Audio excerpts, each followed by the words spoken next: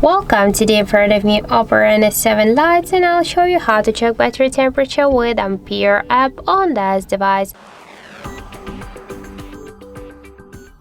So let's just first open the Play Store application, because we should get the Ampere application from the Play Store. That's why here into the search pool enter Ampere, and now we should get this application. So that's why I tap to install and wait a couple of seconds while this application downloading and then installing on your device. And after that we just should open the application.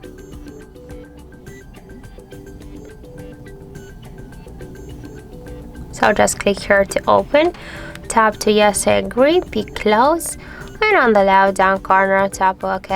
And after that we can see here the information with our device battery temperature, and in my case that's 32 degrees. Here you can also find more info about our device battery, like the level, health, capacity, more voltage, device model, Android version, and more other info. So that's it. Thank you for watching, and if you find this video helpful, don't forget to leave a like, comment, and to subscribe our channel.